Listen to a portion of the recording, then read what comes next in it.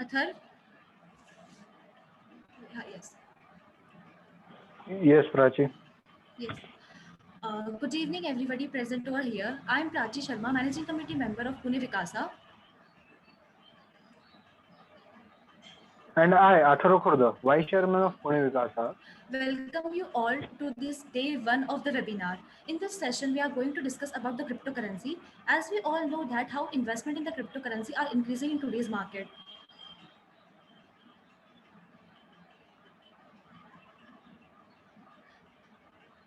Athar?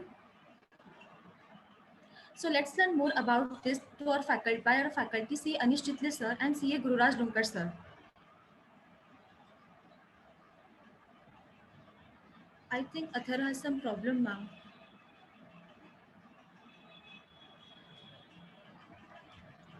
Prachi, if possible, you can continue. Fine, I'll continue.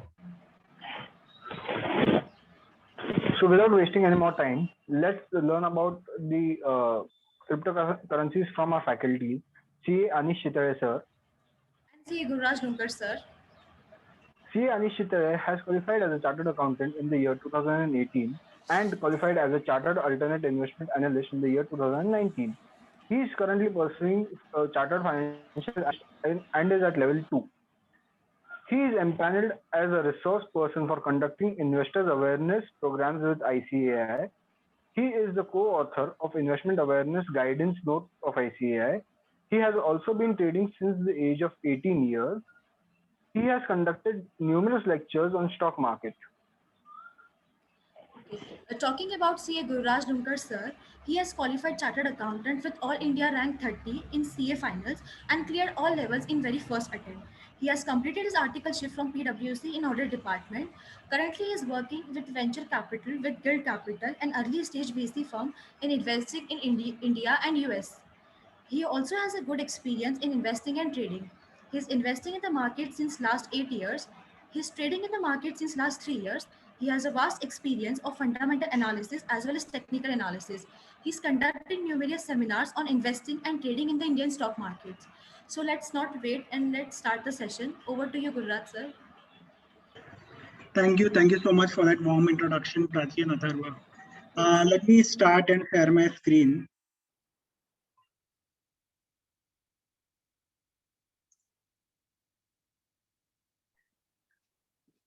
Yeah.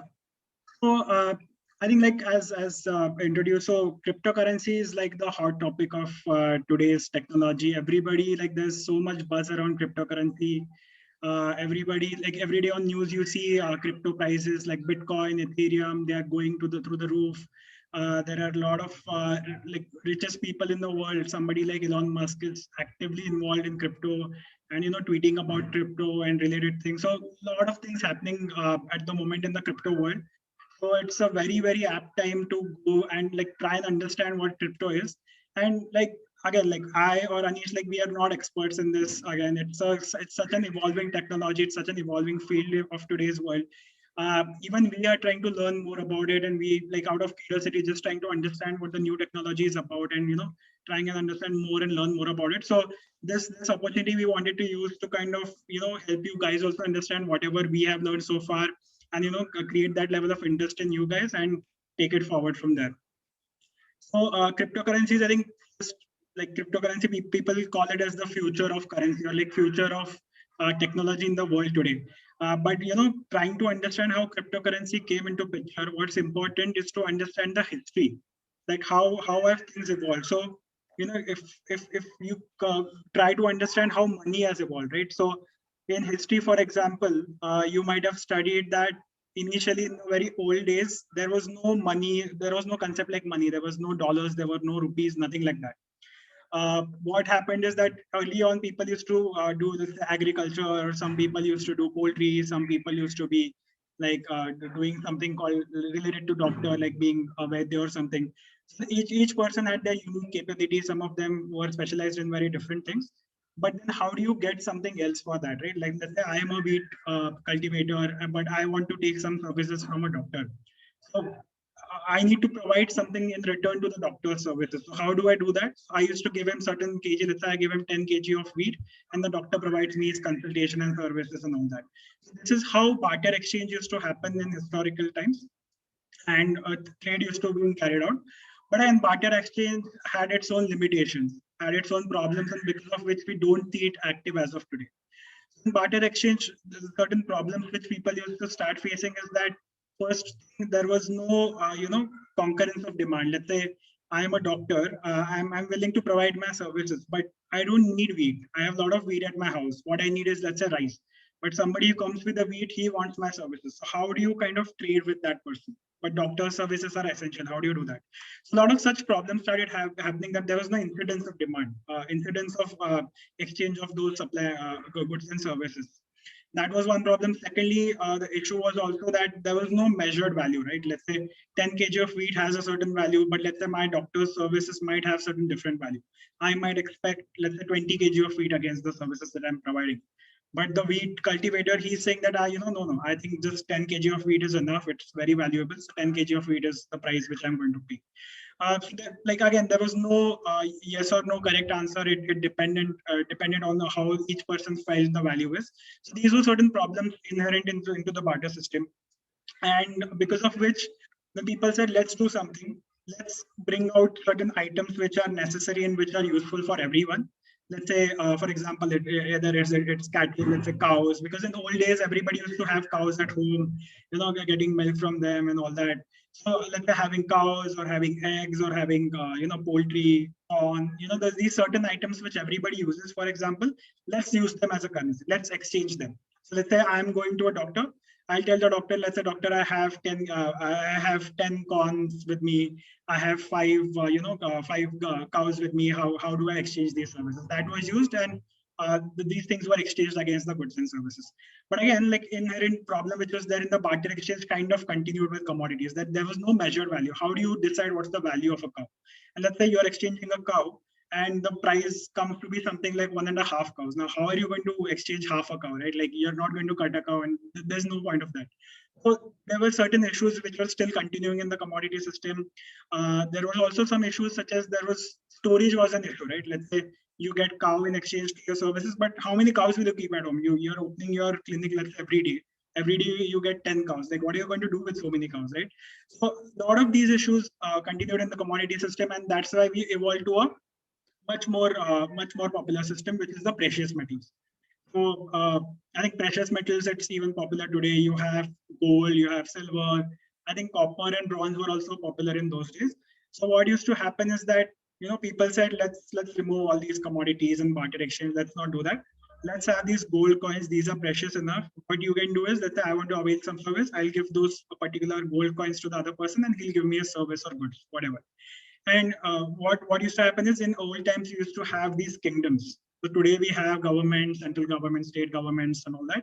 Early on, they used to have these kingdoms. So what the kings used to do is that they used to emboss these coins with their own, own name or own pictures and all that, just to certify that these particular coins are which are acceptable within our economy, within our village or something.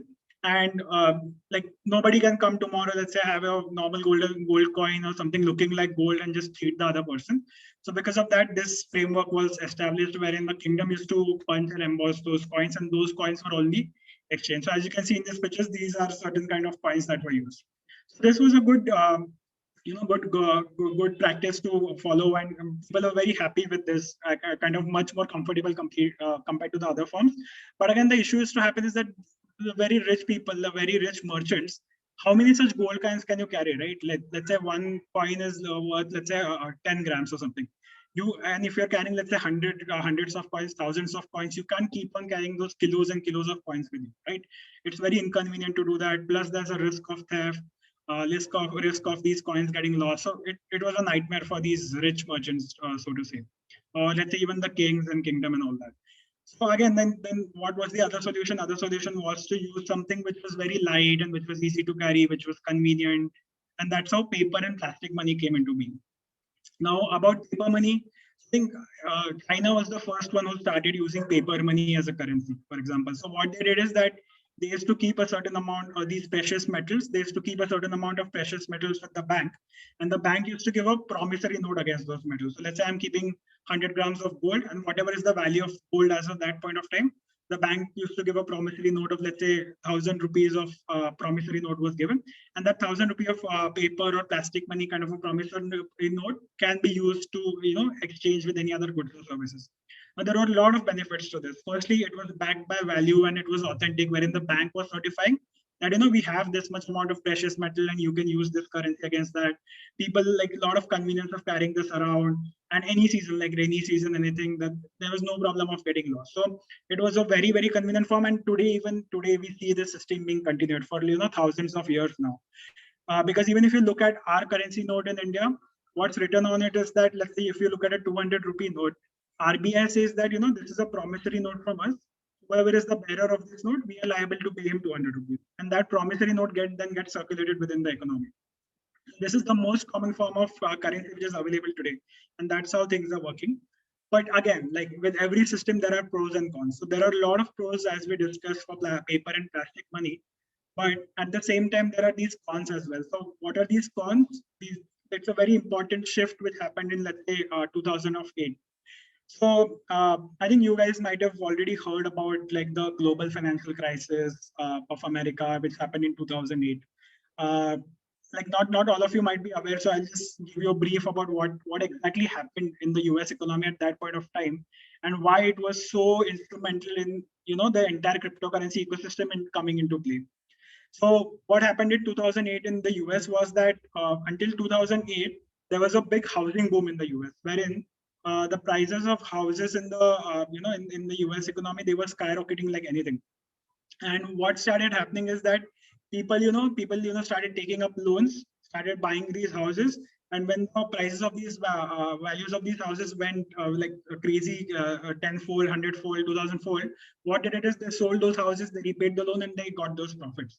So what happened is this boom, everybody wanted to buy houses, and that increased demand that to more increase in prices. I think you might have learned about the law of demand, law of supply. So what the law of demand says is that as and how the demand for a particular thing goes on increasing, the value of that goes on increasing. And houses are something which can't be built like in a day or two, right? Like you need months and years to build those houses. So what happened is that the demand for the houses, because of these reasons, went on in a boom, and the supply couldn't keep up with that particular pace. And because of that, the prices skyrocketed.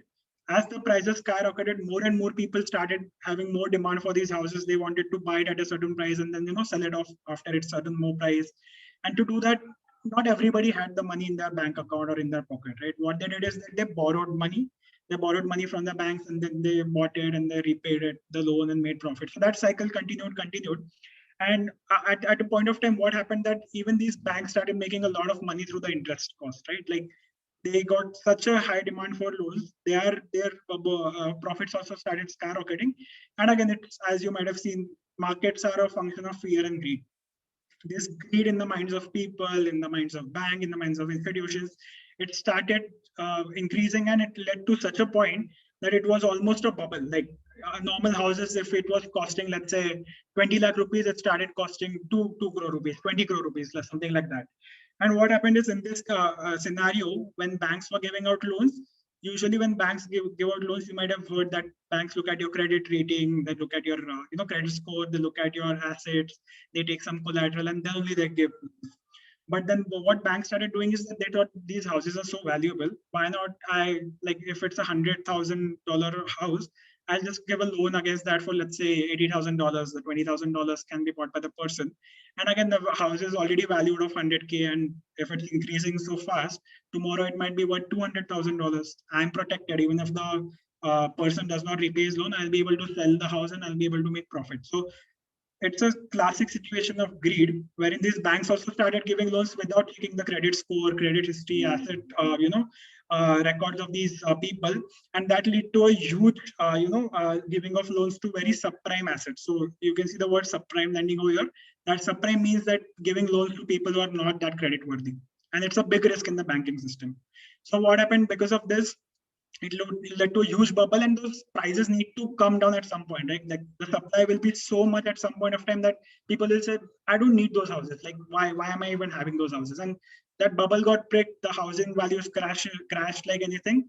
And because of that, the people who did not have any other asset, they couldn't repay the loans. Banks couldn't sell those houses because there was so much supply that nobody was ready to buy them. Prices had started falling down, and because of this, it was a big bubble that was, that collapsed, and the entire banking system collapsed. Because again, banks don't have their own money, right? They take money from deposit holders, or they take money from the system, the central banks, and then they lend to these people. But they didn't get anything back, and because of that, even they went bankrupt. So many big banks which were huge at that time, something like a Lehman Bank, it went bust, it went bankrupt. Imagine. So that was the size of the the 2008 financial crisis. Almost 88 lakh people lost their jobs in the US, and it was a big crisis. And what happened is, because of this, people lost that confidence in the banks, right? Like banks, like when you keep money in your savings account, you trust that bank to keep that money safe, give you interest. But if the bank itself goes down, what happens to your money? What happens to the safety of that money? So people lost that confidence. People lost confidence in the governments, because how could the government let all this happen at all this time? Common people lost so much money, so much jobs, and this entire anarchy led to formation of something called as a Bitcoin. And Bitcoin, like as we'll deep dive further, Bitcoin is completely decentralized. It is not issued by any central bank. It is not regulated by any authority. It's a completely decentralized system, and that's how a person or a alias, like anonymous, we don't even know if it's a person or a group of people, something known as Satoshi Nakamoto. What he did is created a system called as Bitcoin. He released a white paper called as Bitcoin, which explained this entire thesis of Bitcoin, which we'll discuss further. So what cryptocurrency means? Bitcoin is an example or a form of cryptocurrency. What cryptocurrency means is that it's a digital currency which can't be copied, or which can't be created just out of thin air. It has certain rules, it has certain algorithms created through which this cryptocurrency comes into picture.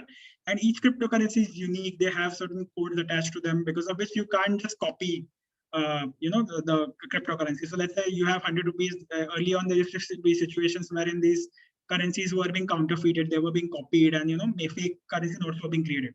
But that problem was entirely solved by Bitcoin. Nothing used to happen, and people were very, very unhappy, and that's how this came into picture, cryptocurrencies or Bitcoin, for example. So now let's try to understand what a cryptocurrency essentially is. So Bitcoin, again, is the most popular, the first cryptocurrency coming into picture, but it's again a cryptocurrency. So first, let's understand what cryptocurrency, and then we can deep dive into what Bitcoin is and what other coins that you might have heard of, Dogecoin and all that are. So cryptocurrency, the word crypto that you see, like you might have heard of the word encryption or something like that. So encryption or crypto, what it means that the codes are in a particular order or a particular sequence, which can't be solved in an easy way. It is unique. It can transfer a lot of information within that code. So cryptocurrency is nothing but a digital currency. It's not, you cannot find a physical coin or a physical note for a Bitcoin or something. It's a completely digital currency. It's completely decentralized. Decentralized, as I said, it's like the Reserve Bank of India in India, for example, or in the US, there's the Federal Reserve, which is like the central bank. Central bank, what it does is that it regulates the supply and demand of money in the economy. It sets your interest rates. It regulates the banks in the country. So Bitcoin is something which doesn't come under them. Bitcoin is a completely independent creation of this person called Satoshi Nakamoto.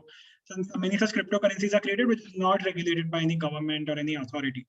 And because of that, what happens is that it's a completely transparent system. It's based on a technology called as blockchain, right? So what blockchain is, that blockchain means it's a connected network of a lot of these computers and technologies spread across different parts of the world, who record these transactions, who maintain a ledger. So for example, you guys are pretty aware of the concept called as ledger, right? What ledgers do is that they record information. They keep a record. Let's say you have a cash ledger, you have bank ledger, petty cash ledger. What a ledger does is that records all the debit transactions, credit transactions, like the bank, what are the deposits being made, what are the withdrawals being made, how much deposits, what's the balance and all that. So in the same way, blockchain, what it does is that it keeps a ledger of all the transactions happening for a particular cryptocurrency. So Bitcoin might have a ledger, and that particular ledger will record all the transactions for Bitcoin happening across the world. And it can trace the entire trail, right from the inception when that particular Bitcoin was created, to which person it went to, that person transferred it to which person and all that. So entire history, entire trail is maintained in the blockchain. And the total value of all the cryptocurrencies. So Bitcoin, as I said, it's just one part of the cryptocurrency. Total cryptocurrency in the world today, like as of April 13, it was about 2.2 trillion US dollars. And just to give you a sense of the size, it's almost equivalent to the Indian economy. Imagine the size of the entire Indian economy. The cryptocurrency total in circulation today is almost equivalent to the value of that. So just imagine the size of how big this, cryptocurrency is as of today. And it's growing. It's growing like crazy today. So it's a very nascent technology still. And that's why it's such an interesting technology, right? Like it's an interesting development that it can become so huge in such a small amount of time. And let's say 12, 13 years, it became so huge. So there's a process like, so the question comes like, how do you get these cryptocurrencies? Like, how do they come into existence? As the Bitcoin today, you created a concept called as Bitcoin, but how do you get that Bitcoin? How did so many cryptocurrencies or Bitcoin came onto those exchanges or went to the people? So there's a process called as initial coin offerings. There's a process called as mining, right? So what initial coin offerings do is that they're similar to, I think you might have heard the term called as initial public offerings in India, IPOs. What IPOs does is that any company which wants to, raise funds from public at large, or, wants to list their shares on an exchange, they go through a process called as initial public offering, that it's the first time those shares will be sold to the public at large. Anybody, let's say you and I, we can go to the share market and we can buy those shares of the companies. So the same way, cryptocurrencies have a concept called as initial coin offerings. So in those initial coin offerings, let's say Bitcoin for the first time, it had an initial coin offering wherein a certain amount of coins were offered to the public bought it at a particular price, and then those particular coins then kept on, transferring from people to people and all that. And there's another process called as mining. Now mining, say like this picture comes into your mind, like what we have for gold or for oil or any precious metals, right? We mine them from the fields underground, and then we pull it out, and those valuable metals come into your hands, you sell them off, you make profits, right? The same concept is there in Bitcoin or cryptocurrency, right? And that's why the term mining, same principle is applied over here. It's very similar, except that it's nothing physical, it's completely digital. And in this process, what happens is that you do certain processes using your computers, a lot of computing power is required. And using that, you do a process called as mining. So in mining, what are the 4-5 steps that you do? Firstly, as I mentioned, this is a complete, cryptocurrency means a complete ledger of those transactions, right? There's a blockchain underneath the cryptocurrency. And that particular blockchain is nothing but a ledger of those transactions. So, but somebody needs to keep a check on that, right? Like, for example, we being CAs, we manage those books of accounts, we audit those, all of that. So we are doing those validation and verification. But in blockchain, who's doing that?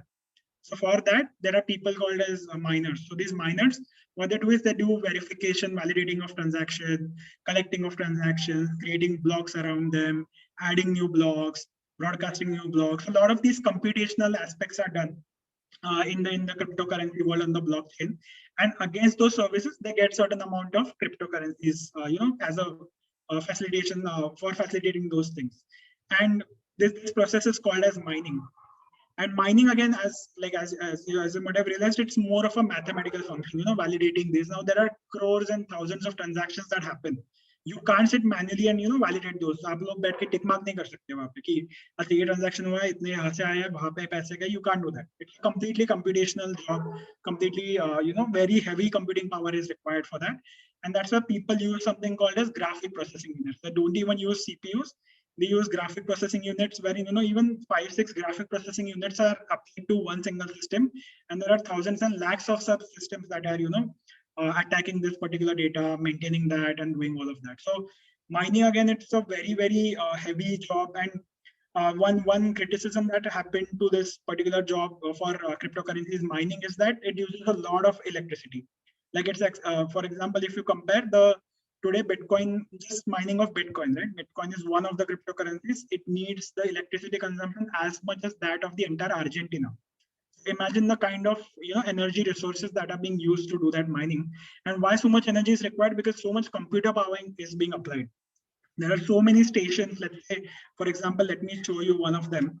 So these are like GPUs in a particular mining station. These GPUs and a lot of these computers are attached to one particular system. There are a lot of fans attached because again, these computing systems generate a lot of heat.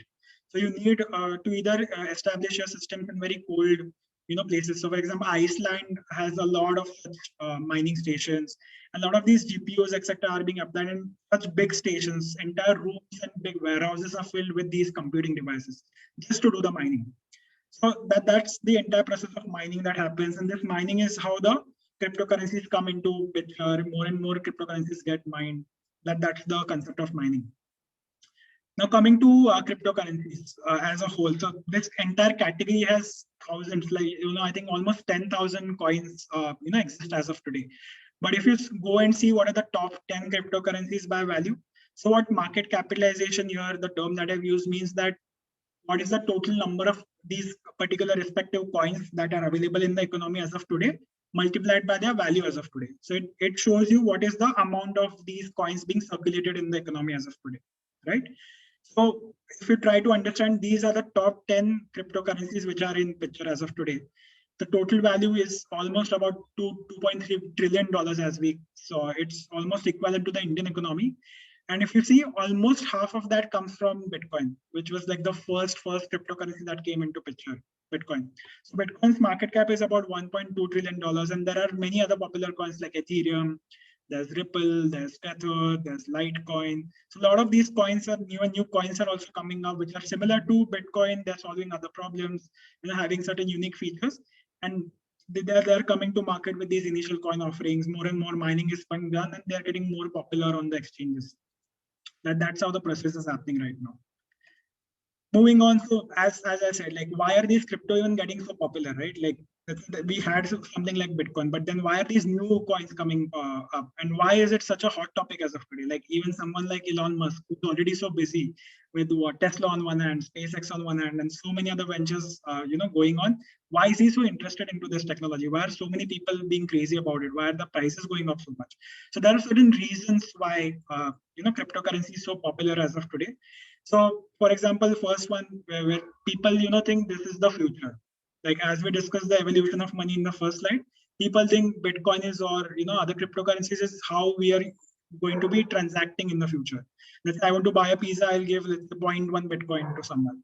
That's how they think, and that's why they think how as now more and more people start adopting it, the value of it will increase in the future, and that's why not buy it today itself. Or some people have started using it as an investing asset class, right? For example, in the old age, our grandparents or parents, they used to buy gold as out of savings, as an investment asset class. Why? Because the price of gold used to increase. It used to help you beat inflation. It used to be as a protective asset, that you can sell in difficult times, and it's like investing into that asset. Similarly, the young generation has started looking at Bitcoin or other cryptocurrencies as an investing asset class. A lot of people have started investing into it. Third is, like, people think traditional payments, like, let's say today you want to transfer some money to US. Like, there are a lot of complications that happen, right? You have to take permissions from different banks. You have big forms to fill up. You have these conversion rates that apply. You have so much transaction fees from banks. You have limits from RBIs and all that. So just to solve for that, there's a currency like Bitcoin. The value is global, right? Like, if you buy a Bitcoin, let's say in India, or if you buy it in the US, the value is almost the same. Why not just send that one Bitcoin to the other person and transfer money? So a lot of these things are like futuristic in view, are what people are expecting it to be, and that's why it's so popular as of today. Coming to the most popular one, Bitcoin. Now we understand what cryptos are all about. Let's try and understand now Bitcoin in a bit more detail, right? So Bitcoin, as I told you, it came into the backdrop of the 2008 financial crisis, when people lost trust in the banking system and the economy as a whole. They said, like, let's create something totally independent, totally decentralized, and use that to send money, exchange with people, have as an investment source, all that. That's how Bitcoin came into the picture. It's as we discussed, it came into picture through mining. People got rewarded through that, and those coins then started getting transacted through different forms of exchanges and all that. So again, like Bitcoin, as we discussed, the entire process of mining is the most important, but mining consumes a ton of electricity, and that electricity today, like, most of it comes from non-renewable sources, right? Like, let's say a lot of power companies, etc., they use oil, they use other sources, coal, and those sources are not very good from an environment perspective, and that's why Bitcoin is criticized in that particular aspect. And what particular, when Satoshi Nakamoto created this white paper, I'll also show you the white paper and like the initial concept which Satoshi Nakamoto presented in 2008 to the world for Bitcoin. It set a limit to the number of Bitcoins that can exist, ever. So that limit was set at almost 21 million Bitcoins. So even after the process of mining, doing anything you want, the number of Bitcoins in the world cannot increase by 21 million, right? For example, otherwise, in case of fiat currency is nothing but the currency which is, issued by a particular central bank. So let's say fiat currency example is dollar. So dollars, the central bank can come in and it can, print as many dollars as it want. So for example, if you might have heard during the pandemic last year and during this year as well, during COVID, the US government printed almost $3 trillion of worth of dollars. And $3 trillion means equivalent to the India's GDP. Imagine the size of new dollars that have been created. And what happens is because of this new supply coming into the market, the value of existing dollars comes down, right? More and more supply coming into the market, the value of that product has to fall down.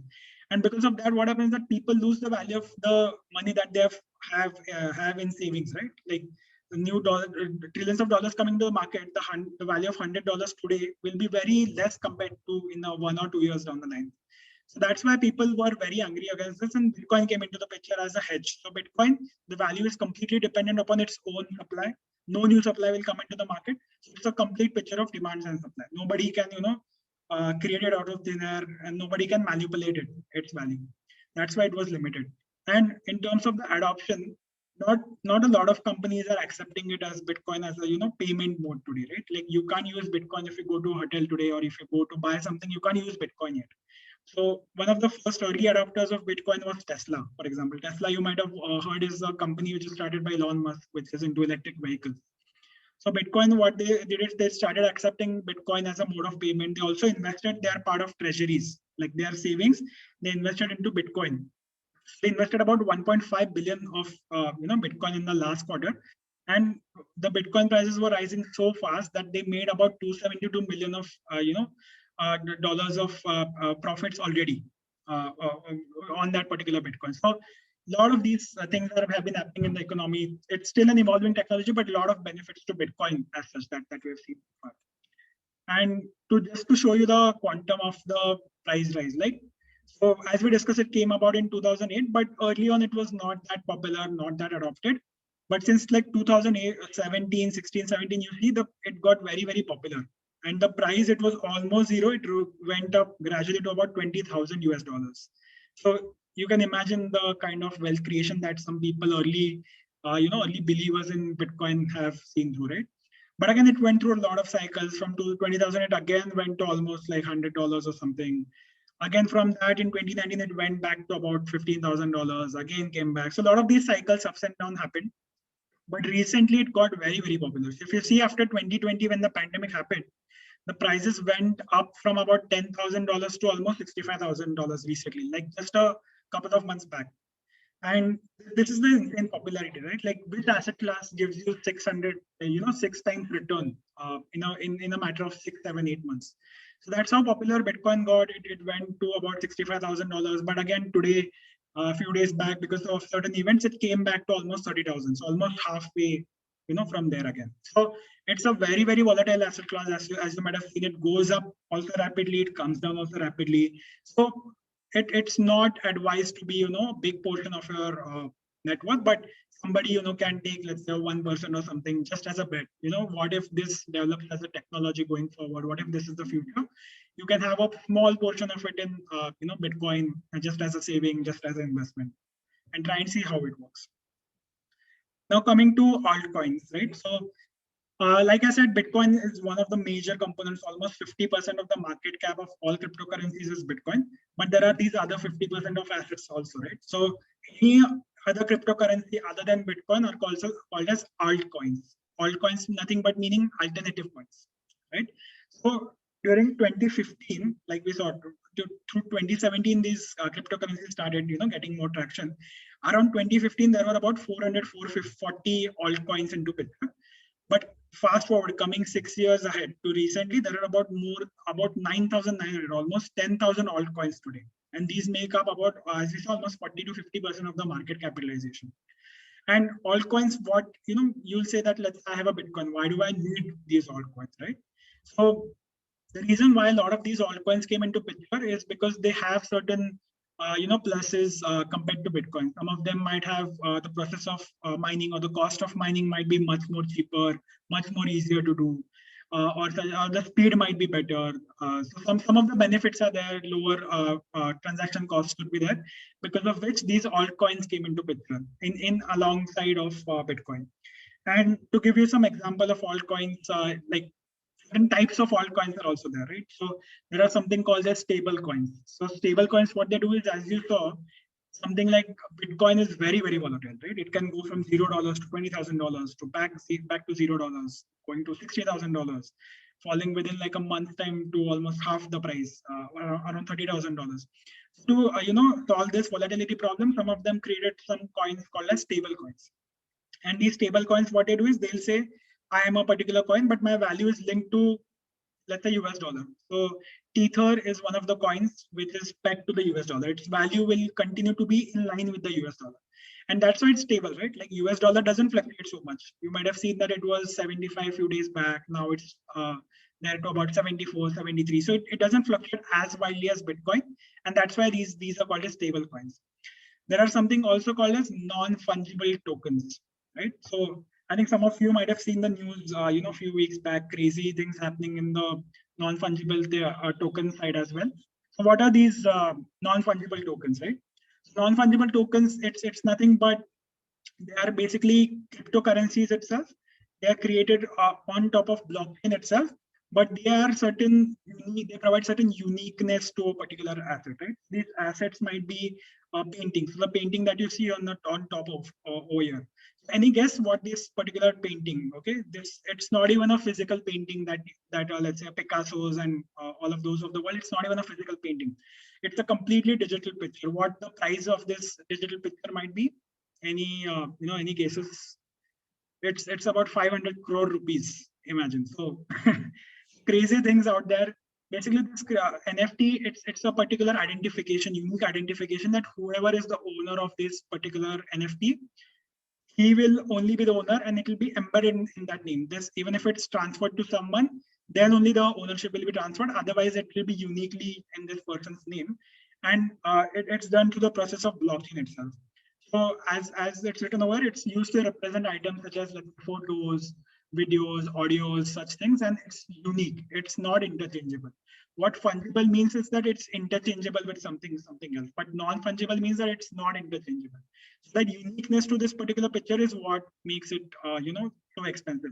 Now nobody knows if the real value is really 500 crores or more or less. Nobody knows that.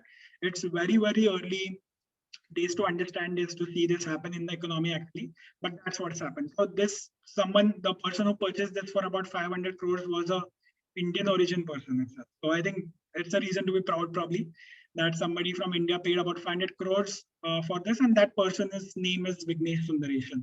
He's based out of Singapore. He's a blockchain entrepreneur himself, and he is the one who purchased this for 500 crores.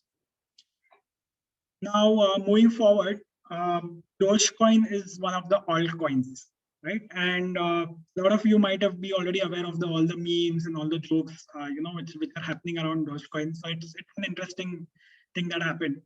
So what happened is that these two engineers, software engineers, Billy Marcus from IBM and Jackson Palmer from Adobe, they saw this craziness in the crypto market, right? Like as we saw, in the matter of 6 years, from 440 to 10,000 coins being created, and the kind of value, right? $2.5 trillion of value. Looking at this craziness, they thought like, this is a joke, right? Anybody is coming up with a coin and they're making millions and billions of dollars. Let's just create a coin as a joke, right? Let's call it a Doge coin or something. And Doge or Doji over here, it's a Shiba Inu dog. It's a Japanese dog. They used its picture and created a logo, and they uploaded it on their website. They started they had an initial coin offering and all that. And imagine, like, the Dogecoin today is worth about 200-300 billion dollars. Imagine something started as a joke, having things like memes and these logos for a dog and all that. It's worth about $2.5 to $250 billion today. So crazy things happening just because of fear of missing out and all that. But one of the features of Dogecoin, despite being a joke, creation as a joke, was that the process, like as we discussed, right, why these altcoins came into picture is that they had certain advantages over Bitcoin. So, the Dogecoin had an advantage that the process of mining is very, very efficient, energy efficient, and that's how it's more popular compared to even Bitcoin these days. And the funny part about it is that Elon Musk has been supporting it a lot. So Elon Musk today has become almost like an influencer on Twitter, right? Anything that he posts on Twitter, and today's Gen Z, they just follow it. So if you see the chart for Dogecoin as well, it was about what 0.0024 cents, $0.0024 for a while.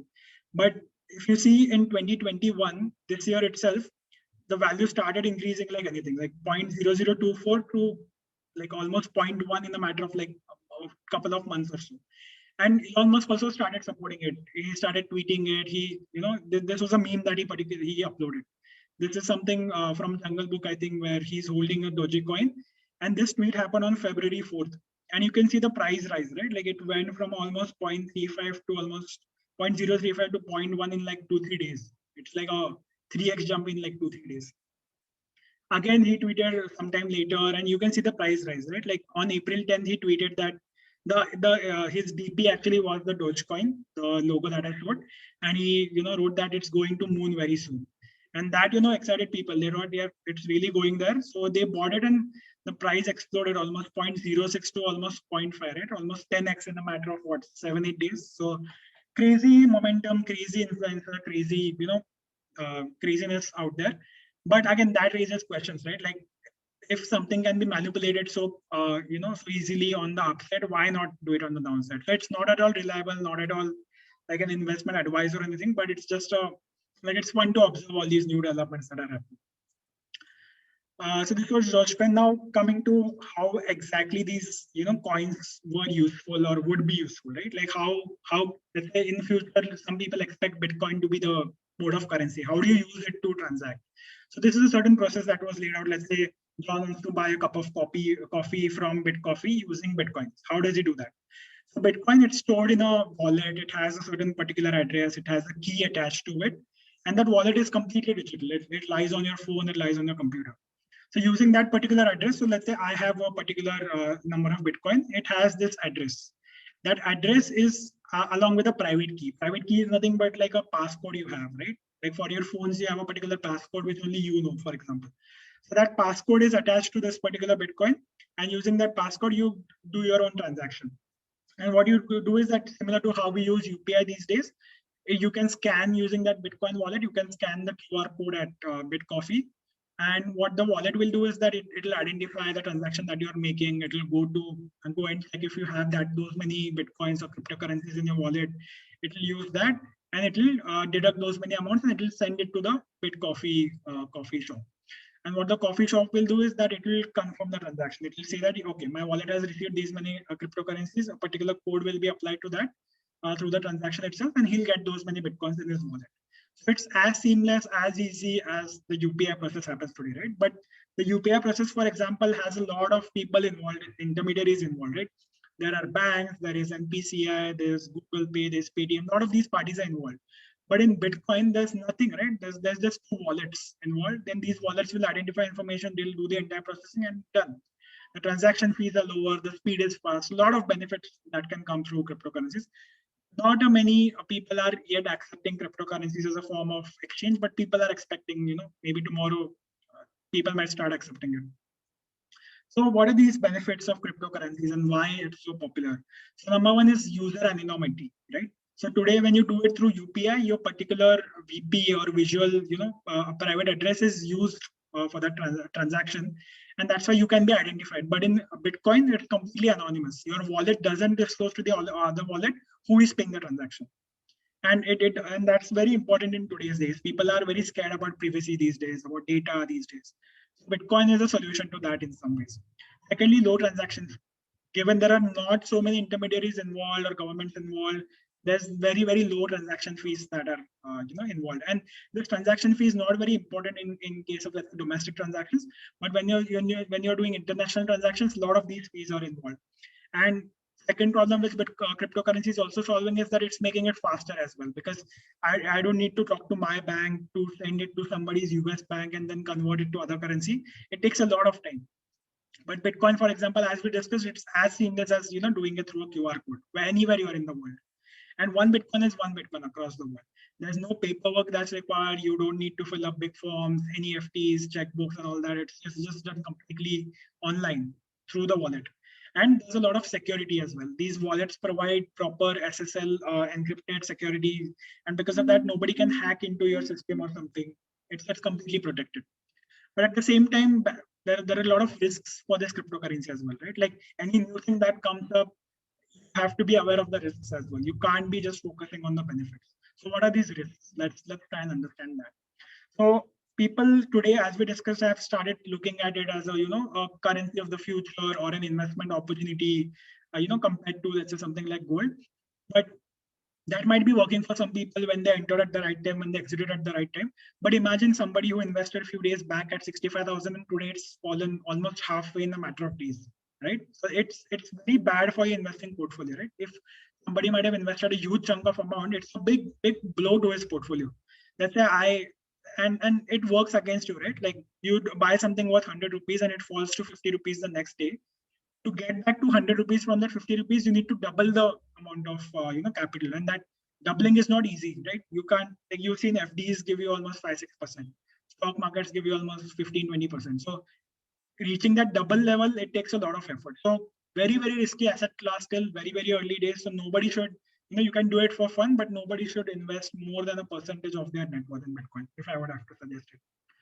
Secondly, there's very limited use. Like nobody's using it as a crypto, as a mode of currency today. You can't go to a pizza shop and tell them, just give me a pizza for 0.1 Bitcoin or something.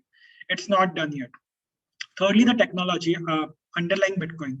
Given the technology is so early, nobody, is 100% sure of the security. They say it's secure, your wallets are secured, the technology is secured, but who knows? It's a very early technology. Can you rely on it yet? Nobody knows. So that's one risk. And fourth is regulations, right? Like in India, for example, the government or the RBI doesn't have a clear guideline on the cryptocurrencies. And we'll discuss that in future slides. And because of lack of certainty, you never know. Like tomorrow, if you have Bitcoins in your wallet, what if the government tomorrow bans the wallet? You lose that entire wallet. What if you're not able to sell those coins? What if you're not able to get cash against those coins? So given the lack of regulations, it's still a very risky area. It's better to stay cautious and stay away from it as much as possible. Now after that, some a lot of, like, as like your parents or grandparents, for example, are not the kind of people who are investing in Bitcoin today. Whoever is investing is the young generation or the Gen Z that you call it. And these people, they have created certain lingo, like just for fun. So what diamond hands mean? Like any guesses what diamond hand could mean?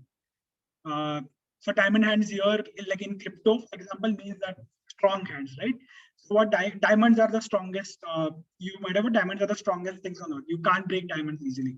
So diamond hands meaning somebody who's not scared of this volatility in the prices of Bitcoin. Even if the Bitcoin goes to, let's say, from 65,000 to 30,000, he's not scared. He has diamond hands, he's holding on to it.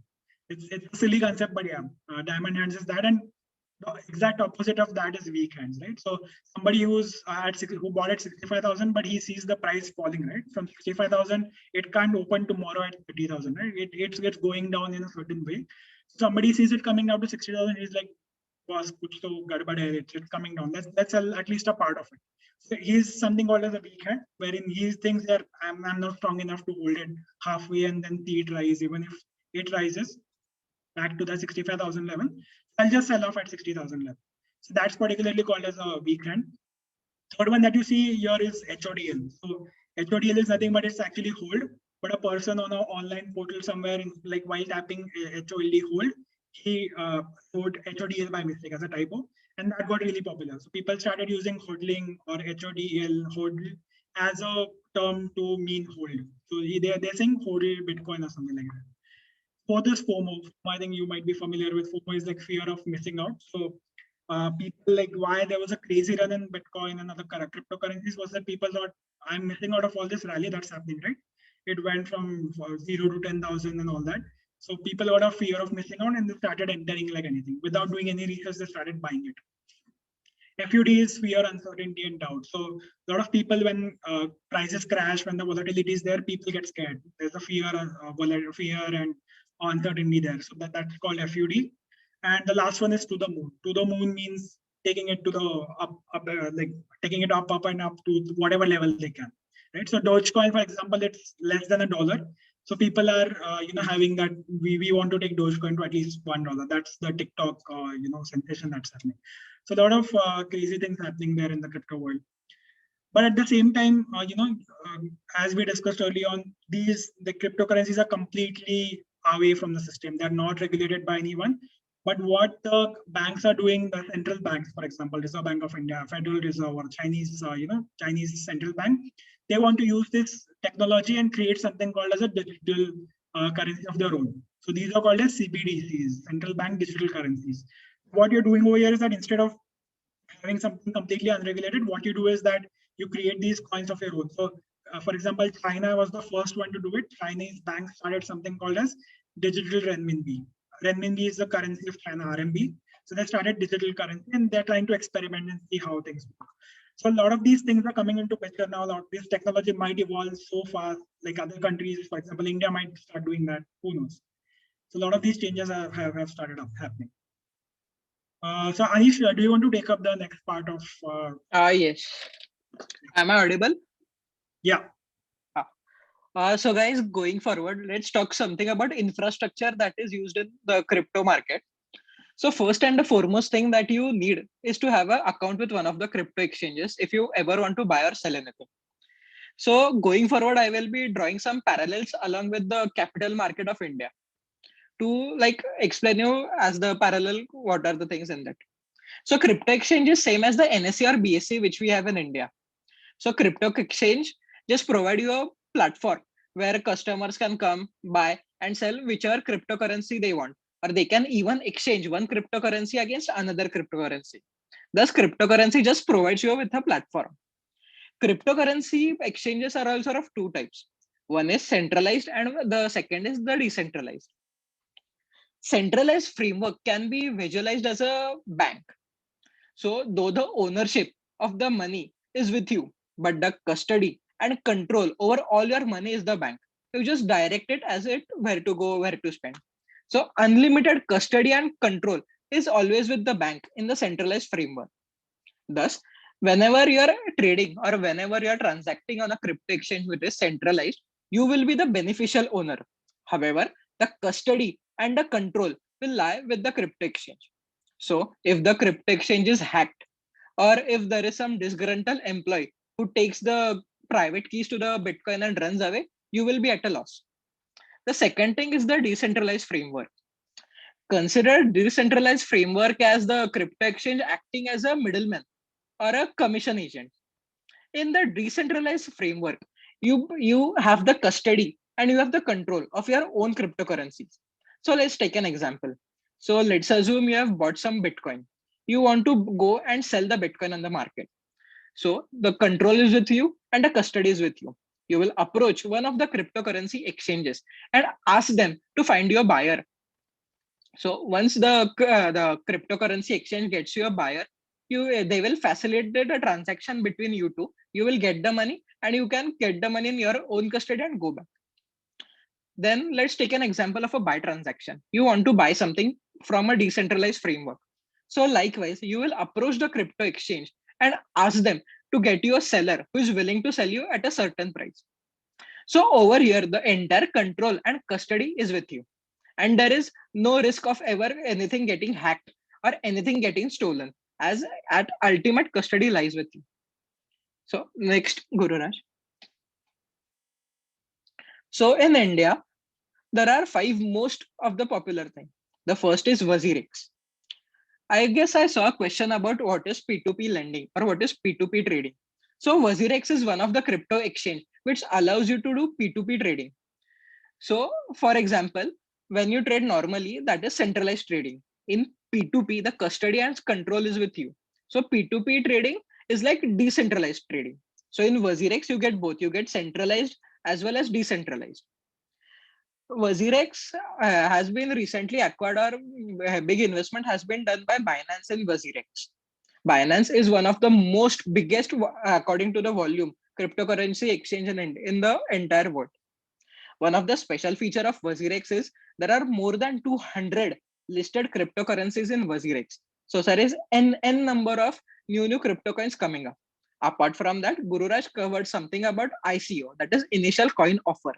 So if a company or if some developer wants to list his project, he can even approach WazirX, who will facilitate an ICO. Apart from that, WazirX also has its own cryptocurrency known as WRX. The main thing about transacting through WRX is the brokerage which the exchange charge gets half if you transact using WRX. The second is CoinDCX. CoinDCX is a relatively old crypto exchange in India. It is Singapore based. However, the main feature is also the same, that many n number of cryptocurrencies are listed on them. The third one is Zeppe. Zeppe, I guess, is the oldest. Is the oldest cryptocurrency exchange. It was shut down when RBI had banned all the cryptocurrency transactions in India. The fourth is the Unico coin. Actually, I've also explained it later. But one of the main feature or one of the interesting thing about Unico founder was that he had installed an cryptocurrency ATM in Delhi, due to which he was also arrested. Apart from that, one of the question also was that what is P2p lending? So P2P lending is nothing but normal. Let's assume you have a Bitcoin and somebody wants to buy or somebody wants to short a Bitcoin. So he will take your Bitcoin at some interest and he will do whatever transaction he wants at that. And at the end of the lending period, you will get back the Bitcoin and plus some interest with it. Actually, Unico offers both. It gives you margin, it gives you leverage. It also lends you cryptocurrency at, I guess, 15% per annum or some rate like that. And it gives you lending interest rate of around, I guess, 8%. The fourth is the CoinSwitch. CoinSwitch, according to me, is the easiest and most easy to use cryptocurrency app. However, I've observed that the rates are a little higher compared to other exchanges. Cryptocurrency, I guess, is backed by Sequoia Capital, which is one of the big VC players in India. So Gururaj, next slide. So I've given basic pictures of interface of CoinSwitch. So it is like pretty simple, like whatever you do with your demat account or trading account in equity is same like that. You just go search for whichever cryptocurrency you want to buy, see the codes, and if you want, you can buy or sell whichever you want. And yeah, so that is basically CoinSwitch interface, and it is pretty straightforward. So there is nothing complicated. Gururaj next. So some features. So brokerage fees charged, which is around 2 to 5%. Like I told him, WazirX, if you trade using WRX cryptocurrency, this rate goes around half of that.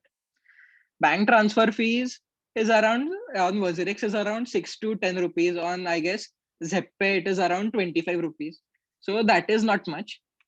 And KYC. So one of the important features of all these crypto exchanges is the quick KYC feature. So I'll just guide you through it.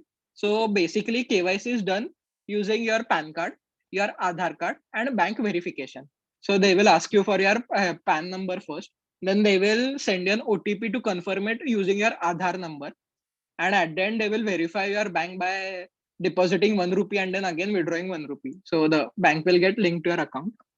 So hundreds of cryptocurrencies are available on each of the following center. Gururaj, next slide. So we have all seen that in last 1 or 2 years, those who had invested in cryptocurrency had made crazy money in the market. But apart from this, the owners or the founders of this cryptocurrency exchanges have also made insane amount of money. On April last month, Coinbase, one of the largest cryptocurrency in the US, got listed. Just imagine, it has more than 35 million active users. It was valued at just 8 billion. I know the $8 billion, but compared to its now value, I'm just saying that 2 years back, it was just valued at $8 billion. And in 2.5 years after its listing, it is now valued due to its market cap at 100 billion. So it has grown more than 12x in just 2 years. So it is very big. So it has made all its founders, all its investors, multi-billionaires in a matter of 2 years. Gururaj, next slide. So this is a chart of Coinbase. So don't get distracted that on its listing date fell down. The thing was it was listed at 52 rupees premium. Sorry, 52% premium. So a little correction is expected. So that is fine. Next. So like I told you, I would be drawing some parallels with our stock market setup with the cryptocurrency. So, whenever you open, let's assume you have opened a broking or you have opened a trading account with Motilal Oswal. So when you open a trading account, you just don't open a one account. You actually open two accounts. One with Motilal Oswal, which is a trading account. And second, you open a demat account with NSDL or CDSL. So whenever you open a trading account in stock market, there are two aspects. One is trading and the second is storing. So through Motilal, you would do all the transaction and you would do all the trading. With demat account, that is with CDSL or NSDL, that would be used to store whatever delivery you have taken. So there are two aspects. So likewise, in cryptocurrency infrastructure, crypto exchange is where you do the transactions and wallets are where you store your Bitcoins. See, for simplicity's sake, I will not go into private key and public key. Actually, it is the private key which is stored, which can access your cryptocurrency in the blockchain. So for simplicity's sake, I will just refer it to as Bitcoin. So there are two types of wallet. One is the hot wallet and one is the cold wallet. Hot wallet is the wallet which is connected to your internet, or rather I say which is the what the broker provides you with. Let's assume like you open an account with Zepay. So whatever coins you buy are stored at Zepay itself, at the terminal of Zepay. You don't take delivery of it. So that is basically hot wallet. So that is basically hot wallet, which is connected to the internet. So the only, I guess, the main benefit of owning a hot wallet is that the transfer of funds or the trading can take place instantly. Second thing is cold wallet. In cold wallet, see the risk with or the main risk with owning or trading in cryptocurrency is the risk of getting hacked. As I don't think that more than 95% people who trade in cryptocurrency would be equipped enough to stop and systematic hacking of their account or like that. So the main purpose of cold wallet was that it is totally hack free. Why is that? There is an instrument or there are hard drive or there are hard particles like let's say USB cords or something like that, which are connected to your terminal. And there are many sites which facilitate transferring the bitcoins which you own in hot wallet to your cold wallet. So for example, you have an account in Zepay and you're worried that it may get hacked or something might happen, or let's say tomorrow the government may come and ban everything. So all your coins, all your will go to the government or something will like that may happen. So what you will do, you will pay some money to some interface. They will come in between of your Zepay account and your USB, which would be connected to your terminal. And that transaction or that middle person will facilitate taking all your coins from hot wallet to your cold wallet. And after the transfer, you can just disconnect the USB and keep it in your cupboard. So there is no chance of it getting hacked or no chance of some government coming in and confiscating it unless and until they come physically to your home and take the hard drive. So nothing can happen in that case. So basically there are two types of wallet, hot and cold. Hot is physical cold is physical storage at your home and hot is on internet. Next. So the main thing that everybody is worried about, that what are the government view on the legality of cryptocurrency, or what is the stand of government? So just I've given you a table of it. So the main thing started on February 2018 when Arun Jaitley said he had observed that Bitcoin is a not legal tender. And soon after that, RBI had banned all the cryptocurrency payment platforms from it. So after that, they had the cryptocurrency exchange like Unico and had fought in Supreme Court to lift the ban. So the ban was lifted on March 2020. And after that, we are just saying at the valuation, this cryptocurrency exchanges are trading. If you go and check even the recent newspapers, all the cryptocurrency exchanges, even in India, like WazirX, CoinSwitch, have raised insane amount of money at insane valuation. Gururaj, next. So I've just given a brief what the Supreme Court had to say about the RBI banning it. So the case was Internet and Mobile Association of India versus the Reserve Bank. So the main thing, the Supreme Court have observed that there is a lack of proof that there is a proportional damage that is suffered by our economy or suffered by India, due to which that business should be banned. The thing is, everybody has a constitutional right to pursue any business they want in India as long as it is lawful. So the crux was, as cryptocurrency was never said to be unlawful, it was wrong for RBI to come in and ban it. So the major finding was that RBI doesn't have anything or doesn't have any evidence of any wrongdoing by these exchanges. So as such, they cannot ban it. Next. So recently, the Ministry of Corporate Affairs has made it mandatory for all the companies in India to disclose the crypto trading investments during any financial year. And apart from that, the finance minister has recently come out and given a statement that they are thinking that there won't be any blanket ban on cryptocurrency, and there are formulating some or the other, let's say, regulation or some or the other rules for trading in cryptocurrency. Next. So my major or the big event which happened last week was big exchanges like Zeppe, Wazirex, and CoinSwitch have all stopped taking deposits in India. The if news are to be believed, there are news that RBI has informally again asked all the banks to stop transacting with all these crypto exchanges. So right now, Zeppe, Wazirex, CoinSwitch are not accepting any deposits, which is making it difficult for all. So it is quite difficult.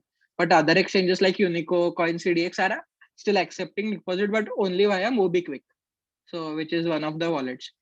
So this would be very difficult for them now to survive. Next. So last week, China had banned, actually it had banned cryptocurrency in 2017 itself.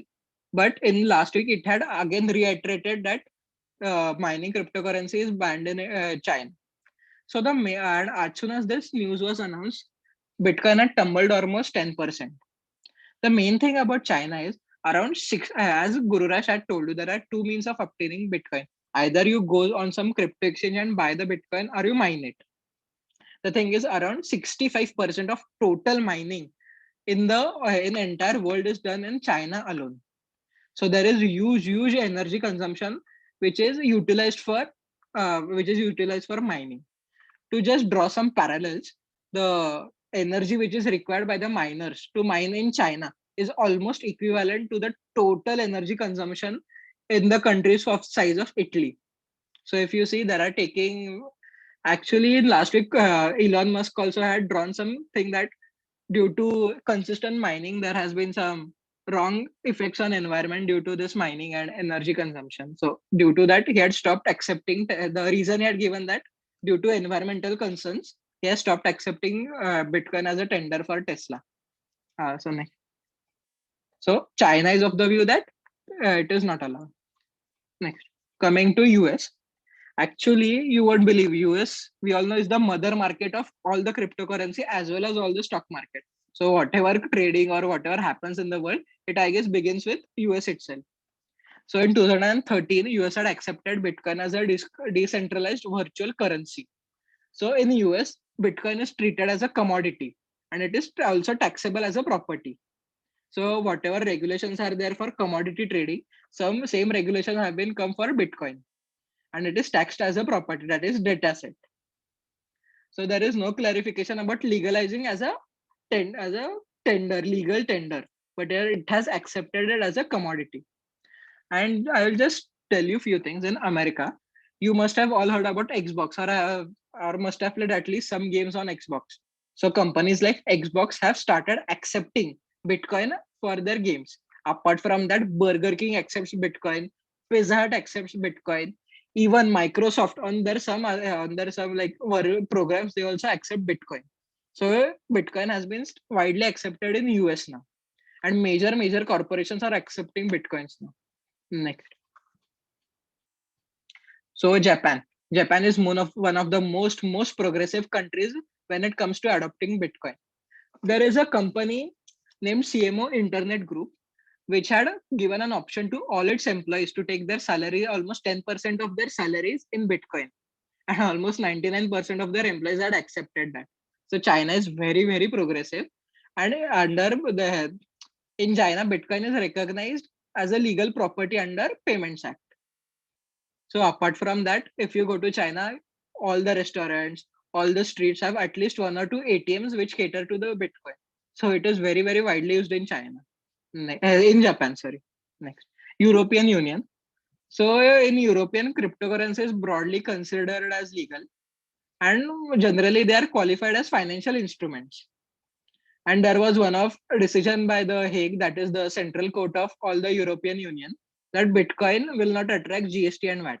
So when there are certain judgments like they will not attract GST or VAT, then we can assume that it is legal, as they are coming with judgments and good judgments. And also, and European Union, as you know, it comprises of many member states, so everybody is free to have their own regulation. And if you see it, then for European Union, countries like France and Germany are very, very progressive and very, very developed when it comes to European Union. And not just in developed states. If you go online and check, even countries like all the countries in Africa, like Nigeria or Ethiopia, almost 33% of population of Nigeria either uses or is using Bitcoin. So the thing is, due to weak financial structures in African countries, Bitcoin has been progressive in those economies as well. Next, I forgot to talk about one more point. Actually, as we know, COVID is rampant around there, and everybody, not only in India, from out of India, have also started donating some or the other things to India. So there was one crypto COVID fund, which was raising money by accepting deposits in cryptocurrency to help India. So as Gururaj mentioned about Ethereum, Ethereum is second largest cryptocurrency in the world. So the founder of Ethereum had made a new coin known as Shino Ibu coin. Like Gururaj had discussed about Dogecoin. So the thing was, Dogecoin was used to mock cryptocurrency. And as Dogecoin had assumed so great value in billions of dollars, as an irony, Ethereum founder had made Shibu Inu coin to mock the Dogecoin. And what happened was, Dogecoin, the Shibu Inu coin, had also received tremendous value and it went up like anything. So the thing was, the founder of Ethereum and Shibu Inu coin had donated to this COVID relief fund, the crypto COVID relief fund in India, 50 trillion Shibu Inu coins. So don't go by the number. In the actual INR or USD sense, it is about $1 billion. So he had donated $1 billion in Shibu Inu coin. The thing was, I really hope that the crypto fund had kept that at least for 1 week before liquidating, because from last week the Shibu Inu coin is almost 100% up. So his donation was last week valued as 1 billion, but if they had not like liquidated that in INR, that would have been valued at almost $2 billion. So that is pretty great. So Gururaj, I'll just take up a few questions before we go forward. So one of the question is, what is airdrop? So the thing is, airdrop. So whenever a big MNC, or like not only MNC, any company, whenever it like brings a new product to the market, there is a need in marketing to create some awareness about it. Because if you don't know something, you won't go and buy it. So airdrop is nothing but free distribution of, like, whenever, like if you go for shopping, there are some people distributing certain samples free of cost. So airdrop is nothing but distributing some or the other cryptocurrency of free of cost. So what happens is, when you receive some cryptocurrency free of cost, there is then awareness. क्योंकि जो कुछ free में मिलता है वो अपन फेंक तो नहीं देंगे, कुछ तो वैल्यू थोड़ा भी रहा तो अपन रख लेते हैं. So airdrop is a marketing tactic to create awareness. So whenever you receive, let's say, there was one exchange known as Uniswap, which is one of the biggest exchange, and it has done airdrop. So they had distributed their coins free of cost to many of its holders, and due to it, there was a creation of community for all those who had received that. So whenever there is a sense of community, the price tends to increase. So it was nothing but a marketing tactic to create awareness. One of the question is, can we buy NFT in fractions? So actually, I don't know about any transaction which has taken place in fraction, but recently there was a white paper which had conceptualized FNEFT, that is fractionized NFT. They had conceptualized that, like we have Bitcoin, which can go up to 8 decimal places. The NFT can be also distributed in number of the pixels, which it is in the photo. So what is P2p lending? So like I had explained, P2p lending is whatever cryptocurrency you have, you can give it as a loan to the third party. So when you give it to as a loan, the third party will pay you certain interest. So from Unicoin, you can do lending P2P. So what are so can cryptocurrency be bought in fractions? Generally, the fractions in the terminology of cryptocurrency is known as Satoshi. So 0.01 Bitcoin would be 0.1 Satoshi. So in Bitcoin, you can go up to 8 Satoshis, that is 0.000001. Gururaj, you want to take up anything? Yeah, I'll probably show a few resources and then we can go back to questions. So just like I think for stock markets, we have a lot of apps like Money Control, we have the exchange websites, we have Zerodha and all that. And for cryptocurrencies, we have a site called as Coinmarketcap.com. So what Coinmarketcap.com does is, as you can see, it lays out all the important information related to cryptocurrencies worldwide. So for example, first thing what it tracks is the whole global crypto market cap. What's the status today? And cryptos, as you are aware, it's open 24/7, even on weekends and even on daytime, it's open 24 hours.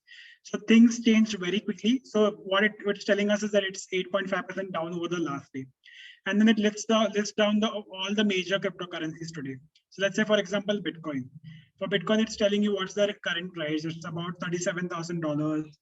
What's the change in the last 24 hours? And in the last 24 hours, it's down about 0.95%. In the last 7 days, it's down about 23.65%. What's the market cap of it as of today, as of right now? So our market cap, as we discussed, it's basically the total amount of currency in circulating supply. So 18.7 million is the total Bitcoin that is in supply as of today. And out of that, what's the value of that today, right? So multiplied by this value is what you're getting as market cap. So it's nothing but the total market value. It's the circulating supply multiplied the price of the cryptocurrency. And it's showing you the volume, that what are the number of cryptocurrencies that have been exchanged. So about 2.2 million cryptocurrencies have been exchanged in the last 24 hours. About 86 billion of the value is what's been exchanged. And even if you want to deep dive into particular cryptocurrency, you can just go into it. You can see and understand what are the different parameters. So this particular ratio is very important. So what's the volume by market cap? What this tells you is that about 11% of cryptocurrencies of Bitcoins, has been, is the volume that has been changing hands in the last few days. So what's the maximum supply? So maximum supply of Bitcoin, as we discussed, is 21 million. And total supply as of today is about 18.7 million. So through the process of mining, about 18.7 million Bitcoins are in market as of today. Then what's the chart? So they're loading the chart. You can see what's the price movement. You can go and see what's the daily price movement, weekly price movement, and these different parameters again. What's the market domination? So market rank, as we discussed, about more than half of it is like, as of now, it's about 45% of the Bitcoin market. The cryptocurrency market is Bitcoin, and the rank is number 1. It's the first largest largest cryptocurrency. And what's the live data? And so, for example, as we had discussed, these, as Anish had mentioned, these cryptocurrencies are traded on different exchanges. So on Binance, for example, the price is 37,700. On UB Global, it's 37,703. So these prices are different across the different exchanges because of the demand supply dynamics, which are different on these exchanges. So it shows you the entire picture. It shows you the value also against the other currencies. So this is, for example, BTC USD, that how many US dollars for each Bitcoin. This one, as you see, is the USD Tether. So Tether, as I had mentioned, it's a stable coin. Its value is pegged to the dollar. $1 is equal to 1 Tether. Then this is Ethereum for Bitcoin. So a lot of these details are given here. What is the latest news? So for example, a US Treasury Secretary saying that it's important for the internet. Then Domino's franchise in Netherlands is offering salaries. So a lot of these changes that keep happening in the market, it's shown over there. Now, these are some other coins that people are watching. See the volatility, right? Like things are down 40% in a day or something like that. So a lot of these interesting things you can go and explore on crypto market cap. It's almost like money control that we have for stocks. It's for crypto. Similarly, I think one more important point for the Bitcoin is the white paper, right? So I had mentioned Satoshi Nakamoto. He had this white paper released in 2018, which gave to the world the concept of cryptocurrency or a Bitcoin. And it's hardly 9 pages. I think you should definitely go through it. What it tells you is that what did they actually intend to do? What's the underlying mechanism? How will the transactions flow? It has a lot of technical terminologies as well, but broadly you get a view that based on what we had discussed. So this is one interesting source. Then again, I think uh, TradingView is another way to track these prices of these different bitcoins. So for example, Dogecoin, if you want to see, you can go and see how it's being traded, what's the recent changes, and what's the trend. Because these are so volatile, it's very important to track them, and they are open 24 hours, like as we discussed. So you can go and see, and even within a day, right? So if you want to see what's the 15-minute trend, right? So each candle that you see over here is the 15-minute movement. So for example, in the current 15-minute movement from 8:15 to 8:30 India time, the movement is being this. So there's a large fall that happened some days back, and this it's that volatile. So TradingView is another free resource that you can use to track these prices. Anish, do you want to take up questions back again? Sure. One of the question is, what fundamental analysis for how do you do a fundamental analysis? As Gururaj explained, see, this can be viewed as a commodity rather than a company. So as such, there are no fundamentals. It is pure demand and supply. So rather than fundamental analysis, I believe we can take the help of technical analysis by using price, action, and volume. So that would be it. Actually, Gururaj, there was one question about just a sec. What if anyone trades weapons or bombs, etc., from cryptocurrency? Yeah. See, so, there are two. Yeah. See, there are two parallels. Let's say I'm just giving an example. Let's say I want to fund some terrorist organization. So there are two options.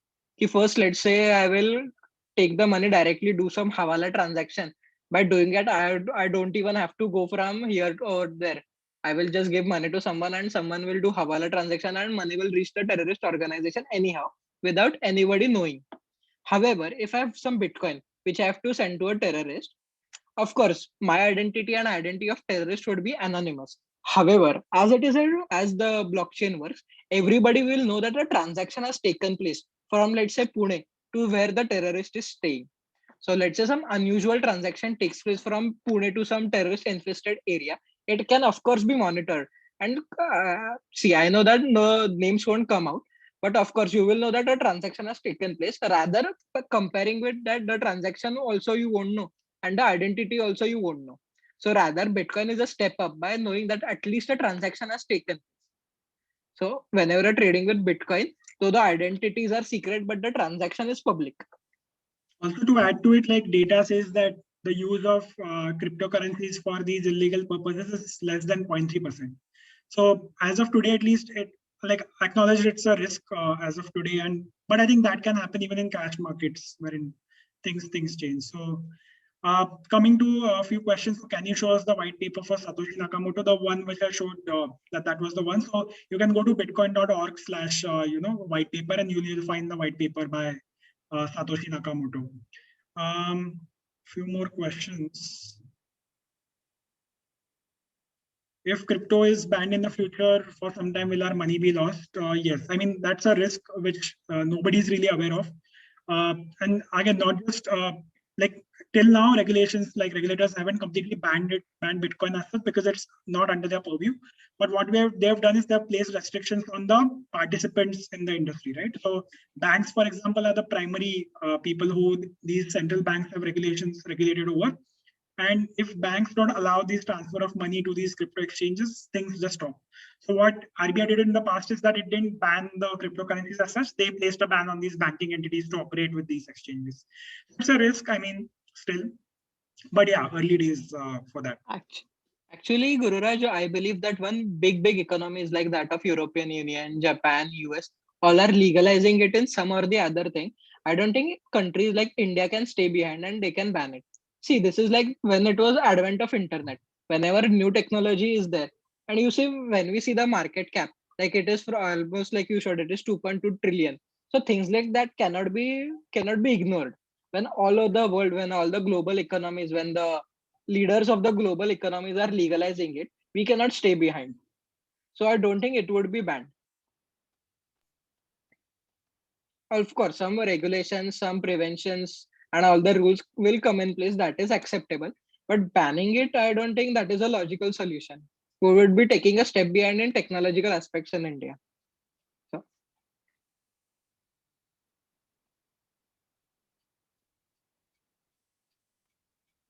Next question is, how do you think the adoption of cryptos will affect the CA profession, and will it turn the CA members' knowledge absolutely obsolete? I don't think it will be completely obsolete, but there are these lot of things that are coming up that blockchain can replace, let's say, audit records or even accounting, for example.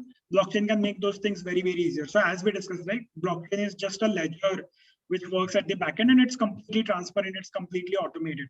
So what it does is that you can't really have any unauthenticated transactions. You can have complete transparent systems. And because of that, the reliance on the data can be much better placed. The systems can be much better. But again, it's an evolving technology. I think with time, we'll get more clarity on how these can be implemented across these other use cases. Cryptocurrency, for example, is one of the most popular use case of blockchain. But I think going forward, we can see more and more applications being coming up. And definitely, like I think in CA, anyways, we are very well versed with.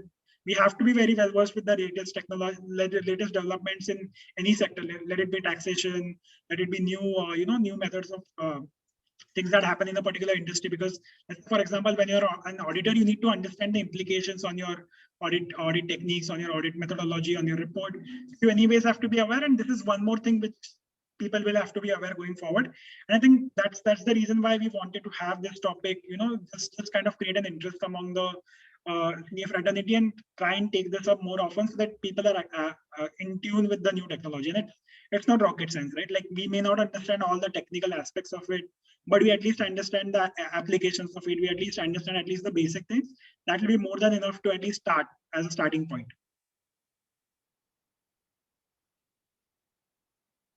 how can transaction via Bitcoin be tracked? As I said, only the identities of the who are making the transactions are hidden. However, as the blockchain is available on net, all the transactions are visible to everybody, whoever is the node or whoever is the part of that blockchain, everybody can see it. So that's why it is democratic currency. So everybody can see it, nothing is hidden. Only the identities are hidden. One more question is that how compared to stocks, like stocks, we receive dividends, but an interest, like what do we receive for cryptocurrency? So like it's a good question, but again, it's a different asset class altogether, right? Like you can compare it to something like gold. So gold, for example, is not a productive asset. It can't really produce anything. It just sits there in your bank account or your locker, right? So it's similar to gold. Its price value goes on changing as per supply and demand situation. And it's not a productive asset. You can't value it on the basis of earnings. You don't have any fundamental data to do that. It's completely supply and demand. However, the one exception to this is certain currencies like TRX have in past given, like taken the example of airdrop, have given airdrop like some fractional coins to their long-term holders. So something that like may happen or may not happen. Like if you have been tracking Bitcoin, there was something called Bitcash. So there was a fork had taken place in Bitcoin. So all the holders of Bitcoin had got Bitcash.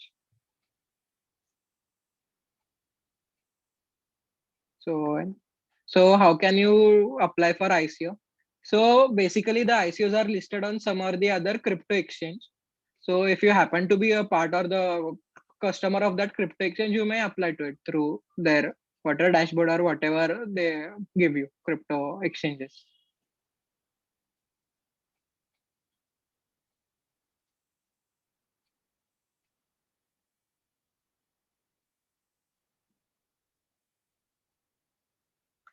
Can I directly buy Bitcoin just like shares we buy from with Demat account in India? See, like I told, the Demat account parallel for Bitcoin is wallets.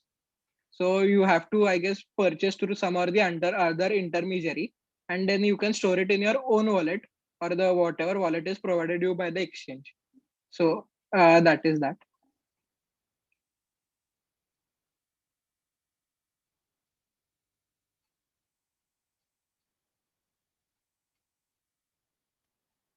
So how can we invest in crypto other than WazirX and ZepPay?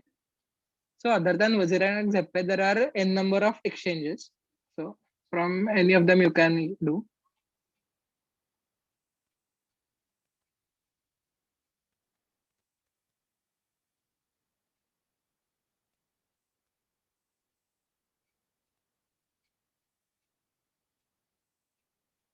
Under fixed number of cryptos, otherwise everybody will come up with a crypto. Not see, only Bitcoin is limited to 21 million. Other currencies like Ethereum, like Tron, like Dogecoin, they are unlimited. So the thing is, as the number of like Gururaj had told you that whenever country needed some or the other rupees, there the central bank of that country had just started printing it. But when it started printing more and more money, the overall it's the comparison of that domestic company, the domestic whatever fiat currency with respect to others, then the domestic had started depreciating. So the same may happen as long as they keep on pumping new and new coins in it, which are not mined, then the price of that would get factored in. So if the circulation increases, the supply increases, and the demand is satiated, so the price itself will come down. So it is basic demand and supply economics in that also. Guru, you want to answer? Yeah, and I read somewhere that now everybody can create an account on exchange only after KYC. That's right. KYC is the basic process which every exchange will ask you to process, because they need to know who the person actually doing the transaction is, and I think it's important, and we see that across the other financial services as well. It's an important process.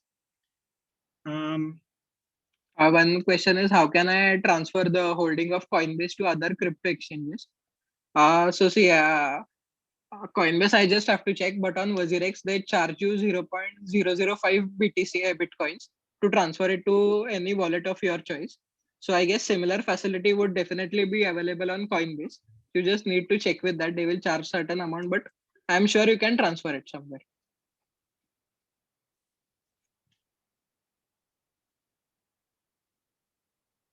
Can you once more recall the? I feel the best exchange right now is WazirX, but there are certain problems with regards to depositing money in that. So I guess once that are tied over, then you can do. What would be the tax implications? As of now, there are no regulations. India is not even accepted as a legal asset or legal tender or anything as such.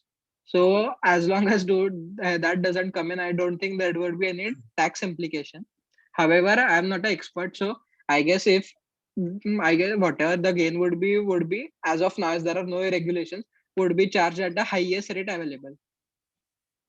Also, I think in US they're starting to have certain rules around it. So I think the Biden government is requires people to start disclosing, transactions more than $10,000, and they're planning to add more people to the IRS to have, some information about this and have certain processes about it. So I think governments have started recognizing it because people have made tons of money, right? You've seen the kind of value creation these cryptocurrencies have created. So governments want to tax that for sure. Okay, so Prachi, Yes, sir. so can we conclude? Yes, sir. Thank you so much for your wonderful session, sir. I request Athar to give a vote of thanks. Thank you so much, Anish sir and Gururaj sir, for your for the information you've given about the cryptocurrency, the history of money and where it is leading right now, benefits and the risk involved with cryptocurrencies. How can a person deal with cryptocurrencies? Like you gave the examples of Pizza Hut or whatsoever. Then the crypto COVID fund, the Supreme Court decision for cryptos. It was very useful, sir. Thank you so much. Thank you. Thank you. Good night. Take